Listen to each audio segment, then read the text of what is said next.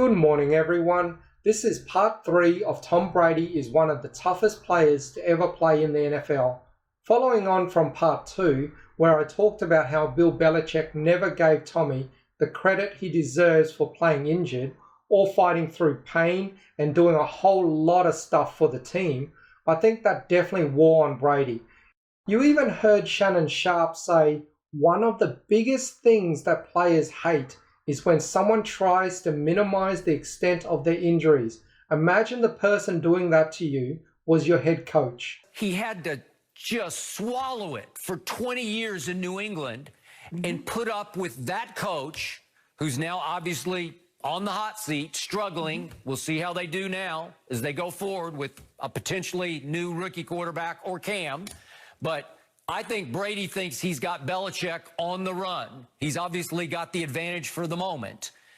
All he did was go win a Super Bowl for another team. So my point is, yeah, Brady's gloating over this. He's beating his chest over it, and I don't have any problem with that because he's earned the right to do it. And I do think it was extraordinary that he played an entire season with a new team and won a Super Bowl at age 43 on a torn MCL, which leads us to your contention about he's not the most mobile quarterback. Obviously, he's not. Well, I'll give you this. There is no way Lamar or Kyler could play on a torn MCL. I don't think they could even, they wouldn't even try. The team doctor, their personal doctor would say, you can't even try. You got to get it fixed now. Right. And you're going to miss this season, right? This goes back a little bit further, Skip. This goes back to the Deflategate, when they asked Coach Belichick, and Coach Belichick was driving a big 18-wheeler and drove it over Tom Brady. Said, I don't know nothing about no football. Ask Tommy.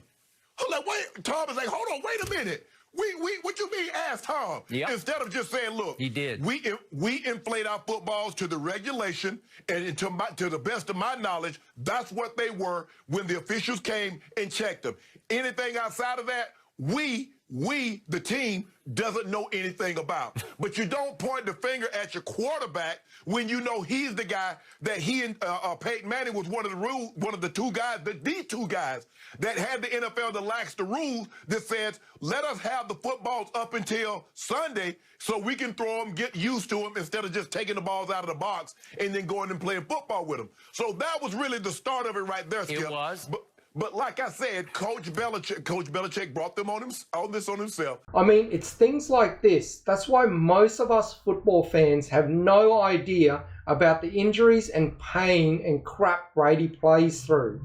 That's why he doesn't get the credit he deserves for being as tough as he is. I mean, it's so bad that his wife had to go out in public and talk about his concussions. No one ever knew Brady had concussions. Remember how shocked the media was when Giselle came out with it?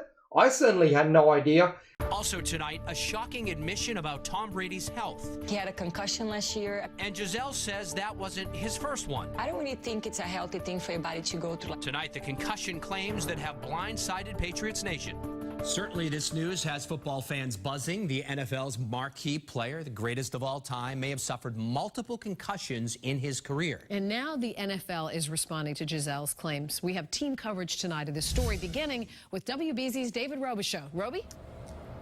Lisa, it's important to point out that Tom Brady has never been listed on the official injury report with a concussion before. Now, some Giselle's revelations, have some in the NFL community and even brain trauma experts now wondering if important information was withheld by the power couple. You do, Tommy! Let's go, boys! We've seen Tom Brady take quite a bit of pounding over the years, but at no point did fans hear about possible head injuries until now. Like, he had a concussion last year. I mean, he has concussions pretty much. I mean, we don't talk about. Now, late this afternoon, the NFL released a statement, and part of it says there are no records that indicate Mr. Brady suffered a head injury or concussion or exhibited or complained of concussion symptoms. They added that they're working with the NFL Players Union to gather more information from the Patriots medical staff and Tom Brady himself. Of course, there's no record of it. Brady isn't going to report that he's had a concussion. He's not going to risk not playing. He's a warrior. The fact that there's never been a report that he's had a concussion is evidence that he has. Everyone who's played in the NFL tells you they've had a concussion, they've been injured. The only person that doesn't tell you is Tom Brady. Brady has never said he's had a concussion back then. He's never owned up to it back then. I don't want to get into, things that happened in my past, certainly medical history and so forth. I really don't think that's anybody's business. Tom responded to questions with a plea for privacy. And shortly after, the NFL said there was no evidence the 5-time Super Bowl winner had been concussed last season. I give the game everything I can. TB12 telling Nora he's not concerned about concussions, but I'm not oblivious to them. I understand the risks that, come with the physical nature of the game. And I'm going to do everything I can to take care of my body in advance of the, of the hits that I'm going to take on Sunday. That's how tough and how competitive Brady is. Take a look at their stats. And I want to thank Trev Mack for pointing this out to me. Pro Football Reference lists Brady as the second most sacked player ever. Brett Favre has been sacked only 4 times more than Brady. I'm pretty sure by the end of this season, Brady's going to be the most sacked player ever. So there's no way in hell that Brady has never had a concussion. You've been hit more than everyone else in the history of the NFL, and yet there's no injury report of having a concussion? Come on now. You're all intelligent people out there. I'm sure you can put 2 and 2 together. Giselle is speaking the truth. Brady's been playing through concussion for years. He just doesn't make a big deal out of it. There's a reason that no one has played at an elite level after the age of 41 at the quarterback position, even with all the safeguards now in place for quarterbacks.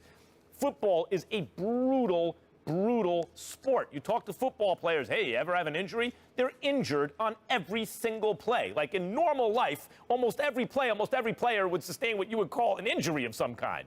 That's a full contact, hot, tough impact sport. And Tom Brady, his wife on TV saying he basically has a concussion every year, including last year. It becomes not only dangerous, period, but more dangerous as they accumulate. That's why after multiple concussions, a lot of guys retire because of the danger each one then poses, the next one then poses. So I think this is more evidence, Stephen A., that this upcoming season, for however long he is elite this season, and I expect him to start the season as an elite player, that's it for Tom Brady at an elite level. And, of course, the even more important thing is his health, of course. But I do think that's what it means in terms of football. There's a reason Max said what he said. Max openly admits how brutal football is. And Max covers boxing, so he knows contact sports. So even for those who try to say that, this era of football is soft, that the players get it easy, come on now. We all know Max got it completely wrong when it came to Brady. But his reasoning for presenting the cliff theory is actually logical if this was to be applied to other players. And I don't blame him for that because history shows that NFL is a very brutal sport. NFL by far carries the highest risk more than any other sport in America. Players like Brady and Breeze who have these long careers are outliers. The average NFL career is around 3.3 years. And if you want to go by position, take a look at the numbers from Statista. The average quarterback career is 4.44 years. Now you compare that to Brady, who's had over 2 decades, and he's still playing. How can you say he's soft? There's a reason players don't have as long a career as Brady. It's because football is an extremely violent and brutal sport. You have to be tough to play this game. You have to be. And in every other circumstance, I would be inclined to agree with Max. However, Brady is an anomaly. He's so durable. Maybe it's pliability, maybe it's his nutrition, but I have a feeling it's actually him. He's built different.